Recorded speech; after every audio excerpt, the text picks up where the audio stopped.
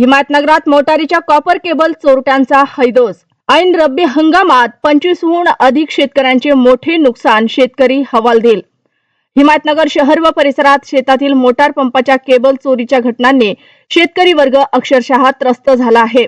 ऐन रब्बी हंगाम सुरू असताना शेतकऱ्याच्या शेतातील सोलार व विजेवर चालणाऱ्या मोटारीच्या कॉपर केबल चोरट्यांनी तोडून नेल्याने सिंचन व्यवस्था कोलमडली आहे। आसमानी संकटांनी आधीच हैराण झालेल्या शेतकऱ्यांवर आता चोरट्यांच्या हैदोसाचे नवे संकट कोसळले आहे। मागील महिन्याभरात हिमायतनगर पोलीस ठाण्याच्या हद्दीत केबल चोरीच्या घटनांमध्ये मोठी वाढ झाली असून बुधवारी रात्री पुन्हा चोरट्यांनी अनेक शेतात धडक दिले।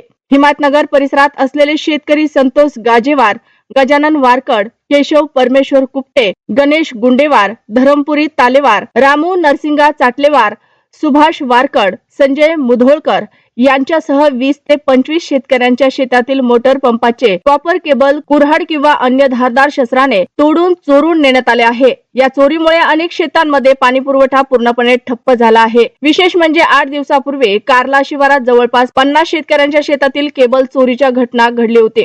मात्र त्या घटनेचा तपास अद्याप गुलदस्त्यात असून आरोपी पकडले गेले नसल्याने चोरट्यांची धाडस वाढल्याची चर्चा शेतकऱ्यात सुरू आहे।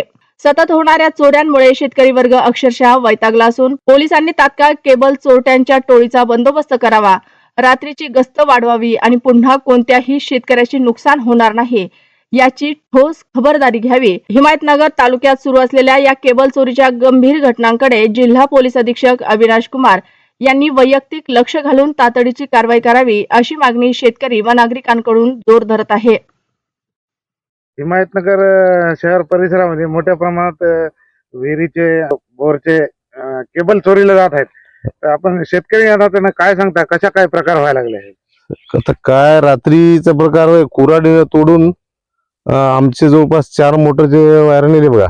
इथं सोलारचा बिल आमच्या लांब होता ते एक नेला आणि 2 मोटरचे इथला ते बोरचा सुद्धा नेला आणि केबल पूर्ण तांब्याचाच नाही कॉपरचा तेवढा घेऊन चालली, ते जर्मनला हात लावला नाही। असं आता भयानक परिस्थिती आहे। सगळ्या आता नुकसान मोठ्या प्रमाणात आहे आमचं। 4चा नेला मात्र दुसऱ्याचे नेले बाजू आणि खूप लोकांचे जवळपास इथं शेजाऱ्याचे कुपटे, पुन्हा धरमपुरी तालेवार, गजू वारकड, पुन्हा इथले चाटलेवार कंपनी, असे जवळपास 10-15 जणांची इथून वायर चोरीला गेली। त्या अगोदरच परेशानीत आम्ही शेतकरी सगळे यावर्षी नापिकी झाल्यामुळं आणि हे अशी मोठ्या घटना घडायला आमच्या गावात, तरी प्रशासनाने याची दखल घ्यावी ही विनंती। पोलिसाला दिली का तक्रार? काय तक्रार आता देत आहोत आम्ही। आता तर काय कोण असतील हे चोराची टोळी वगैरे असलं वाटते का तुम्हाला? टोळीच असाय पाहिजे याच्या मागं मोठं, कारण हे एका रात्रीत एवढ्या मोठ्या प्रमाणात समजा जाणं म्हणजे टोळीचाच प्रकार असेल।